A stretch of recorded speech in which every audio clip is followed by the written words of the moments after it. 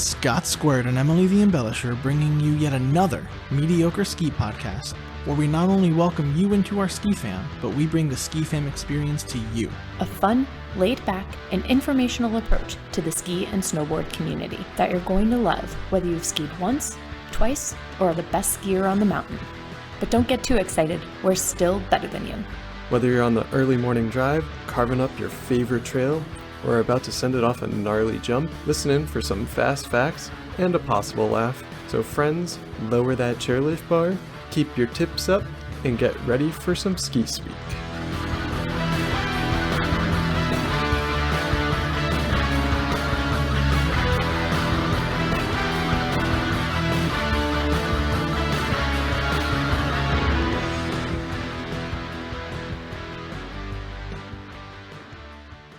Hello, Ski Fam, and welcome to Ski Speak. We are at episode 6, and this is our first episode for our ski culture series. Woo! Yeah, and it's called Chairlift Chats. Doesn't that have a nice ring to it? Chairlift Chats.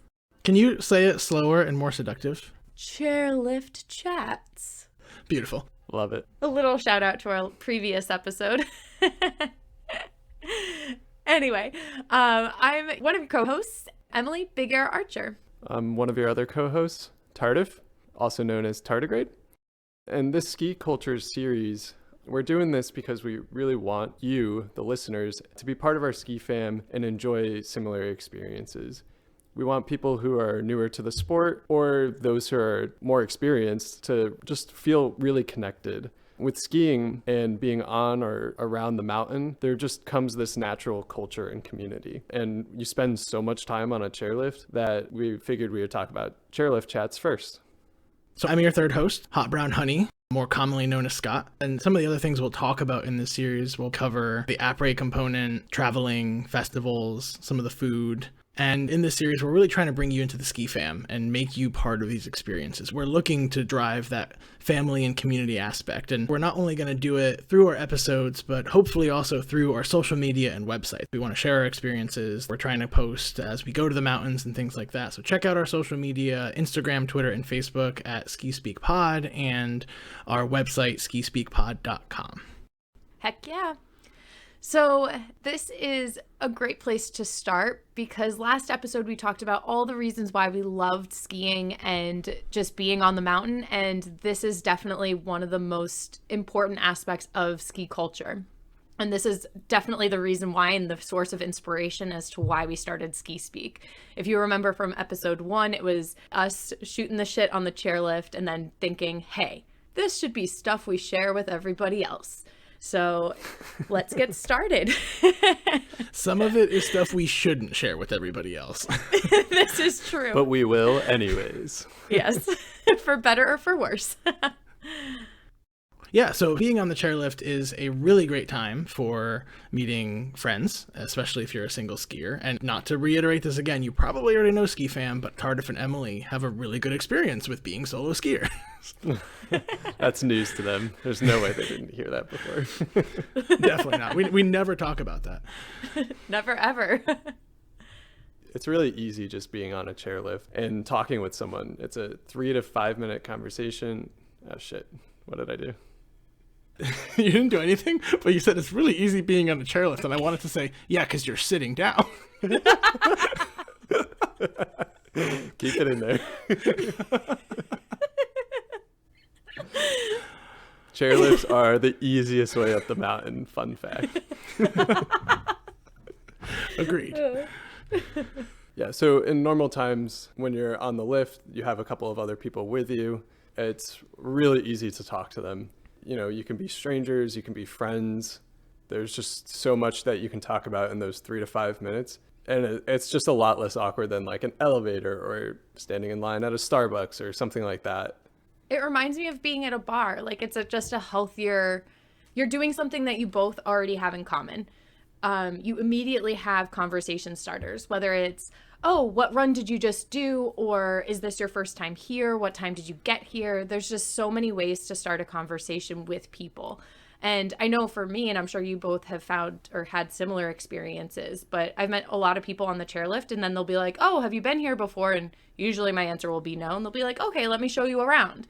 And again, like that's what Tardif did. And then we ended up exchanging numbers and the whole thing continues. But it's something that I've always really loved. And the fact that it's doing something outside, being in the cold, fresh air, you immediately get something to have the commonality with.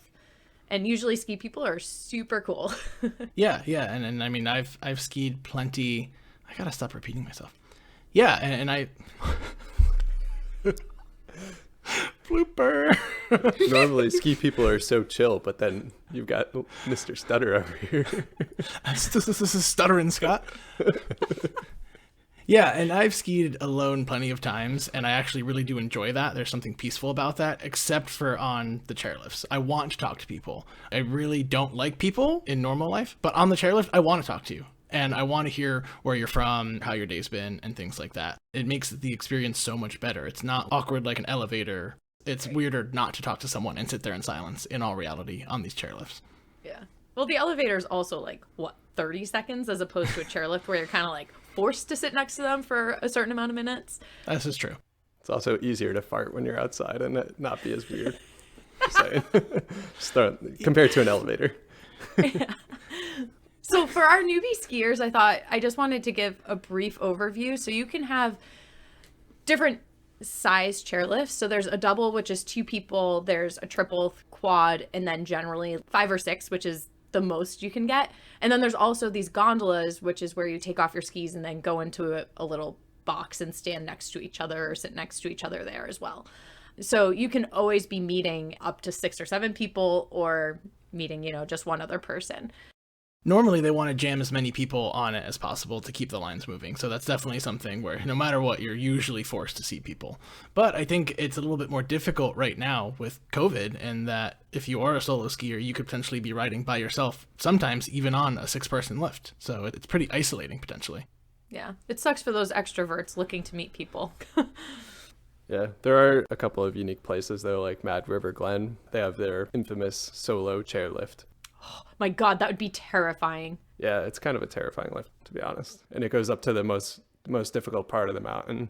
So you can't talk to anyone. You can't ease your nerves. You just go for it.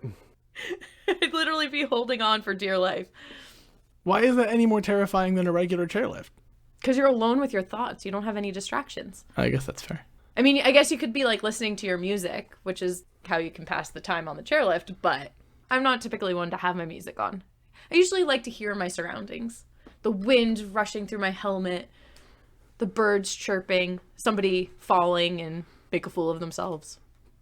Great Usually thoughts. me. Great thoughts. Yeah, you don't seem very socially stimulated. Ouch. Woof. You're not socially stimulated if you're alone. That's not even rude. That's just true. Oh. I thought you were saying I wasn't socially stimulating. No. It's going great. I think we've met some really awesome people on the chairlifts when we've been together, and we should definitely tell some of those stories. I think our favorite, and this will live forever in our references on the mountain, but Machine Gun Ed. Yeah. So Emily loves when she's talking with people. She loves to ask them their name, which I don't think Scott and I typically do. Scott and I typically are just having a conversation and then we just part ways with whomever we're on the lift with. But Emily is always like, my name's Emily. What's your name? And in this one case, highly accurate representation. I don't know, Ski Fam, what do you think? E for effort. E, what? E for effort. Them phrases again, Emily. They keep sneaking up on you. Sorry, Tardif, go ahead. So the three of us are on the lift and we're having this conversation with this random guy and the lift stops multiple times. So we get stuck, which is another thing we can talk about. And we get stuck multiple times. We're sitting there talking about tree runs, I think. And at the end of it, Emily's like, my name's Emily. What's yours? And he just turns and looks at us and says, Machine Gun Ed. And it was just like so random. But then he's also the one that did Yabble Dabble Do. And that's how he like starts each run? Is that what he was saying? I forget exactly. No, so it's Yabba Dabble Do. We were talking about dabbling in the trees. Yeah. And so something came up where it ended up where the catchphrase was Yabba Dabble Do. Basically, yes. I think what Emily was saying was that she sometimes is afraid when she's by herself and we need to like shout something to her to like get her to know where we are. And then like Marco Polo. If I can't like see you, Polo. I'll yell Marco or Polo because I want to find my friends so I don't get lost in the woods. And then Machine Gun Ed was like, just shout Yabba Dabba Doo. And then we were like, Yabba Dabble Doo. Because we were dabbling in the woods. Apparently, we were also all little girls at this point, according to Carter's voice. Go back and listen to the episode where Emily's like, Yabba Dabble Do. But that has become one of our signature phrases. We still talk about Machine Gun Ed. We still use Yabba Dabble Do. It pops up everywhere. It's definitely one of our better chairlift chats. Yeah, he was really cool. He was great. I hope he's listening. We should try to find him. Machine Gun Ed, if you're out there, we want you on Ski Speak. Special guest host. Yeah, and then we've also met a lot of other people who have a lot of knowledge of the mountain. Ski Patrol is a great example. You know, you can't necessarily drink a beer on the lift with Ski Patrol, but they have a lot of great stories. Yeah, at Park City last year, we met Ski Patrol, who was telling us a little bit about the history of the mountain. Yeah, and he was talking about a tunnel system through Park City. It used to be for the mines, right? Sorry, I don't actually remember it exactly. I think there used to just be a tunnel system where you went down into the mountain instead, and then you ended up in this, like, system of tunnel. Whoa. Whoa, mind blown. Did we mention that the story was about tunnels? Maybe a system of them. But it is cool because Ski Patrol will sometimes tell us stories about going backcountry and then putting off the explosives to get rid of the avalanches or the potential avalanches. And so out west, you hear them in the distance happening, which is really neat too.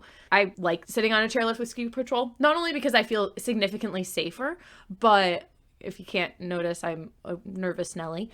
But anyway, they're also super cool and like have a ton of insight and then are absolutely incredible skiers. Yeah, definitely the people who have a lot of experience, they just know so much about the mountains. Like the more I think about it, like they know the history, they've seen different companies take over the mountains. They know why groomers aren't doing as well that day, and it's because a company that shall not be named fired all of the more experienced groomers. Like you just learn so much from these veterans on a very simple 3 to 5 minute chairlift chat. Yeah, that was what we were talking about with this person too, was the mountain was under new ownership, again, not to name any names, for the last couple of years before that. And he was commenting on the crowds and the way that it had changed what the mountain was from years back. Yeah, but with those Ski Patrol people, as you said before, you can't share a beer with them. Can't share a beer with them. Yeah, there's a good Boston accent there. Yeah. Beer. Yeah. Beer. Can't share a beer with them, so... I always love the fact that every day before we go and hit the mountain, Tardif always ends up being basically our mule. He will pack all the flasks in his body and then have probably 15 beers, whether they're PBRs or, I don't know, nicer treehouse beers. And Did you say he packs the flasks in his body? I hope you said on his body. I heard in which case, I don't want that flask. Yes, he folds it into his stomach. Yep, definitely what I was thinking. How else do you hide it from Ski Patrol? True. Very true. I actually had never really experienced this until I started skiing with you guys, where you bring all this beer on the mountain and, you know, you crack one open on the chairlift or you have a couple of sips of a flask between runs. That wasn't really something that a lot of the people that I started off skiing with had done. And I will say it does make it a little bit more enjoyable and a little bit warmer. Yeah. Me too, actually. That just started with all of my Tolland, Connecticut friends. So Tolland is a bunch of alcoholics. Basically. They're spreading the wealth. Yeah. I don't think it's an uncommon thing, though. I think when we're talking about ski culture, that's something we could probably do a whole episode about. Oh, yeah. Culture behind drinking and beers on the chairlift. And I remember early on, we also had an idea to talk about and review beers during our chairlift rides as well. Cold ones. Yeah, cold ones, Yeah. which... Trademark. Well, someone already has the name, so that was why we didn't do it. But it would have been a cool segment. But maybe something in the future. We'll find a different name, and maybe we'll still do that. Yeah, that's how we ended up with the shitty name Ski Speak. Couldn't get cold ones. Whoa. Just What a kidding. hater. Wow. I'm personally attacked. Okay. So episode 6 brought to you by 2 hosts, Scott and Tardif. We no longer have a third host. Ski Speak hosted by Scots. Scott Speak. Scott Speak. Yeah, this is Scott and Scott from Ski Speak. Or Scott and Scott from Scott Speak. I don't even know. So All right, down the rabbit tracks again. Anyway, there are a lot of other shenanigans that happen on the chairlifts too, aside from just cracking open a beer and passing it back and forth and spreading COVID to all your friends. Yes. One of the biggest things that you will notice on these mountains is a bra tree. Yes, I love broad trees. unfortunately, some mountains are taking away the broad trees. Or is it the companies that have bought the mountains? No, the mountains themselves. Eating. Yeah, the trees are just using their branches. I was just saying, is it the mountain taking down the thing, or is it like because companies have bought the mountains that they don't want the mountain to be more fun? Yeah, it's Vale's fault. So they have an image to uphold. They want families to enjoy their time and not see a bunch of bras on a tree and that sort of thing. But we had a really good experience with it, right, Emily? Yes, I love the broad trees. And so last year, I want to say it was MLK weekend. I don't know. Were you there too, Scott? Or were you not there for this one? For when we all got it on the bra tree? Yeah, when we were on the bubble. So we had one shot, one opportunity for all 6 of us to get the bras on the one bra tree. All of us have our huge bras. They're like triple Ds that Tardif had purchased. Amazon, And $10. Yeah. So big. It's so big. And we count down, right? And 6-person chairlift is so big that the person that's all the way furthest from the bra tree needs to throw it that much harder and that much more distance to cover. And so we counted to 3 and everybody threw it, and somehow we all got it on the tree. It was amazing. It was incredible. That was very embellished. I live up to my name. The extra 5 feet that the person all the way on the left needed to throw it. Yeah, but when you're talking about bras, those things aren't very aerodynamic. Well, these were triple XL. It doesn't matter how it happened. We all got them on. That was probably the only time we will do that. And I think everyone recognized right away how amazing that was. 1 for 1. I don't think we'll even throw any more bras. 1, because they don't exist anymore. 2, because we don't want to ruin our streak. Yeah, that's Yeah, that. Just retire. One of the other things that I personally like to do when I'm on a chairlift is if you see somebody fall and you shout to them, "Are you okay?" And usually you get like a thumbs up back or something acknowledging that they're okay. And then you just shout at them, "Okay, well, I'm better than you." And you just heckle. You just heckle from the chairlift. I think you're the only one that does this. Okay, maybe it's just me, but I like doing it. And usually you get a laugh afterwards. It's kind of a embarrassed laugh. like, well, shit. I fell, so I can't argue. He probably is better than me, but little do they know that you suck. Yep, but I'm above them, so Literally. Literally, yeah. yeah. But yeah, I think you are definitely the token heckler of the group. I think most of us are a little bit nicer. You definitely heckle enough for all of us. Oh, I shout at kids Yeah. too sometimes. Yeah, or we also encourage people to like try to get the big air. So if we see like a little jump and they're approaching it, we'll encourage them. Cheer them on if they land it, or if they didn't, then Yeah, and if you don't, game over. Oh yeah, you just get shit on if you don't land. If you Yeah. do something in front of us and don't land it. That's why I never try anything risky when there's a chairlift nearby. no, you play it safe in front of the chairlift. Definitely. You know what? I'm having some PTSD, and I think I know why I heckle. And it's because there's this one trail at Okemo that's not open very often, but it's right underneath the bubble lift. And there's a steep slope right at the end. And me being a beginner on a snowboard, I didn't make it up. And I had to like crawl my way up. And these kids who were probably 10 were shouting at me, "Crawler, crawler." And I was like 26. So That's so awful. I'm so sorry. fuck those kids. They could probably But- beat you down the mountain though. Probably. I sense a new segment coming on, Tardif's Trauma, talking all about the experiences he's had on the mountain with children yelling at him.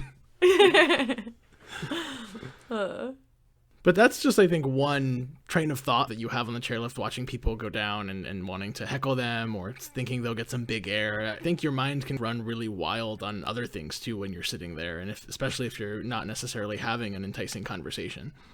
Yes. I mean, I know mine is kind like of this like conversation ping with Emily. Yeah, I guess like this one. Yes. Sorry, your mind is ping-ponging around, Emily. Yeah, I do love ping pong. But, yeah, I feel like sometimes on the chairlift, I'm just looking around, absorbing my surroundings, and yeah, this is a nice, beautiful day, and then a cold wind will come, and then I'm like, oh, fuck, it's cold out. Ooh, that person just fell. Haha, sucks for them. I could definitely make that jump. Every time you stop on the chairlift, looking down and being like, worst case scenario, can I make this jump? Can I fall survive from here? Will I live? Yeah, would I die? Maybe a broken leg. And how much does that broken leg hurt? And half the time my brain is just like, yeah, I'll survive. Even though, like, it depends on how icy it is, I guess. But my brain every time goes into superhero mode. Yeah, you'll survive. True, dropping 20 feet into powder is very different than dropping 20 feet onto a sheet of ice. Yes. But also, much so. don't ever jump off a chairlift, ever, Ski Fam. This is just things you think about, nothing to ever actually try. Sure. Oh, although I saw a video where this guy was on a chairlift and he flipped upside down and then just rolled off the chairlift. Whoa. And it was maybe like a 7-foot drop onto like a powdery slope. So he timed it where he was at the lowest he could be, but it was really sick. Was the chairlift moving still? Yeah, it was moving. It was while it was moving. That's usually when those thoughts creep in, right? When you're stopped there and it's been 10 minutes, you're like, well, can I just jump off of this? Yeah. Yep. It gets pretty chilly if the lift does stop, but the bubble is a game changer. Amazing. Because it cuts Describe the breeze. the bubble. Oh my God. It's 6 seats. They're leather and they're heated. You sit down after it's been really cold and then you have butt warmers and it's incredible. And then there's a bubble. So like a little cover that you pull down to protect yourself from the elements. And it like ends right above your ankles. It's basically a windshield. Yes. They're becoming more popular. The first one I ever knew of was at Okemo. And I know Killington has one now, and they've had a couple of different places out west. Like the canyon side of Park City has a bubble. And I'm sure there's a bunch more that you guys have been to, but I think that might be all of the ones that does Whistler have a bubble? I don't even remember. Probably. I don't remember. They have a lot of gondolas, which is like the original bubble. So. And that's the other side of things. Emily mentioned it before. It's just sort of this, I guess she's called it a box that you get into. But you keep your skis and boards outside. You normally get in, doors shut, and you just sit facing people. So it's even a better opportunity to interface with people and talk to them because you can actually see them face to face. And that's when everyone checks their phones and takes their selfies and all of those things. And another benefit of the gondola, too, is being able to actually take your gloves off and not be freezing cold when you try to open up a map. Ooh, Yes. Yeah. It's really fun when you're on a chairlift to plan your route. I remember when I first started being on the chairlift with a couple of friends, and we would just pull out the map and look around the mountain and be like, oh, we haven't been over here yet. Let's go over there. Let's go over there. Yeah. That was one of my favorite things as a kid growing up, just planning out like what routes we wanted to do. So Waterville was the mountain I used to go at most frequently. And we knew the mountain so well that we would be like, okay, we want to definitely do this trail now because we know that it's going to be good. And then we'll head over to this side of the mountain and do these trails after. And you make like your own little plan of action so that you're maximizing your time on the mountain. And then also making sure that if you meet somebody and they tell you that another run is good, you can fit that in and everything. I always love planning it. And then I actually like learned the mountains really well because by looking at the map, I was able to memorize at least what the layout was. So if I saw an exit or a trail, I'd be able to be like, oh, right, that connects over to this part. We should start doing that again. You know why I don't think we do it? And I think it's because we usually have a beer or something. Yeah, to I'm like, the we're map. usually just drinking now. We're too distracted with all of the chairlift chats and all of the other things. Yeah. But it certainly does have benefits. It does save you from trying to gather around that map at the top once you get off, if there even is one, because some places there aren't, so you're just flying blind. And I think another reason we don't always do it too is because, one, it's hard to do in gloves, and if it's cold and windy, it's not the easiest to even get it out and see it. That's the map flapping around. Yeah. The other thing is too, is I also know that all of us at least can do anything on the mountain. Like, it's very rare that we'll find a trail that we won't be able to do. So it doesn't matter which way we go. Yeah, we definitely can. Yeah, until we go off a cliff somewhere. Guys, the likelihood of that happening, it's all clearly marked. You just follow the trail. I can't wait to hear about your Tahoe story when you go off a cliff. I mean, maybe Scott, you would have avoided going out of bounds if you looked at the map. Yeah. No, I knew where I was on the mountain. I just lost the, out of bounds size. I'm telling you, that powder was amazing in there, and I would do it again because I did end up getting back. Though for a minute, I did think I was going to die out there and never find my way back, like end up in another state maybe.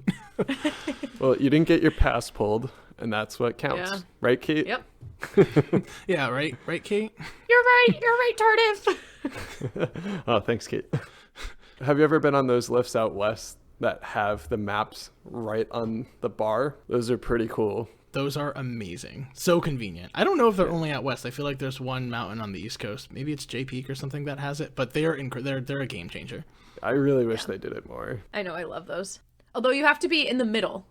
Yeah, because they're really only in the middle seats. But mountains, if you are listening, please put this on all of your chairlifts. It will make everyone happier. I promise. And it saves resources. Yeah, less paper maps. It might be a high expense up front, but you're saving the environment by doing that. Do it. Spend money. Spend more money to make our lives easier.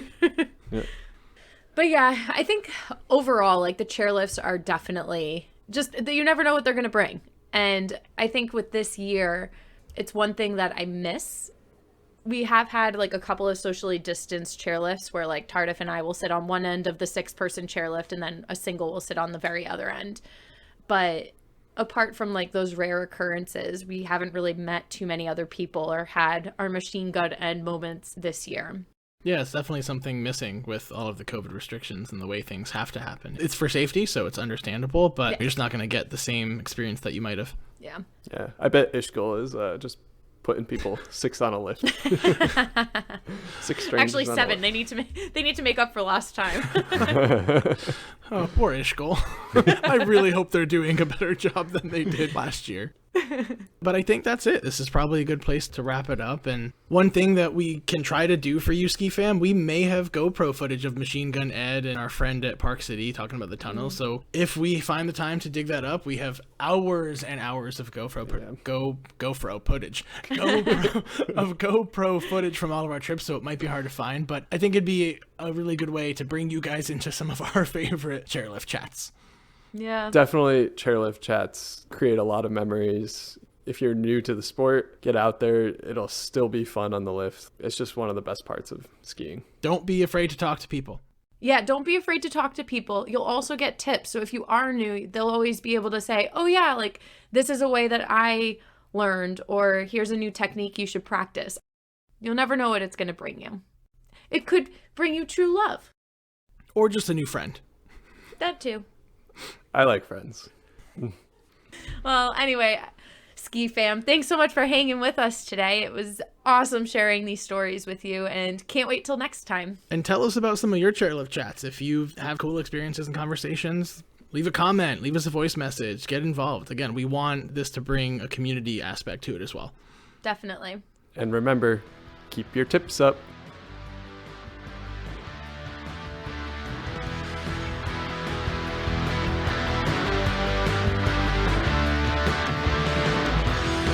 Thanks for listening to Ski Speak.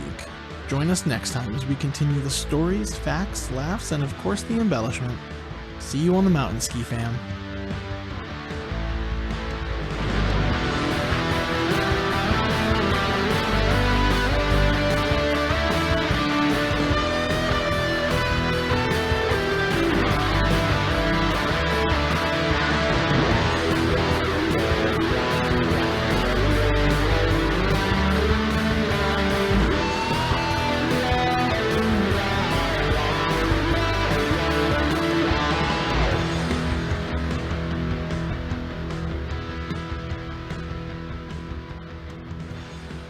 One, two, 3, 4, 4, 5, 6. 7. I'm stuck in the last episode. 11. Who needs a chipmunk voice when you can do it yourself? 18, 19, 20. Episode 6 of Ski Speak, Chairlift Chats. Oh god, this is going to be hilarious to listen back to. Womp, womp, womp. It's your turn, Emily. Wah, wah, wah. Now try to do one in sync. Oh, okay. Wah, wah, wah. What was wrong? You looked like you were going to delay, so then I delayed, which I think caused you to delay. Whatever. Good enough. Did you just count up? All right. 1, 2, 3, go. Womp, womp, womp. That was perfect-ish. Thanks for listening.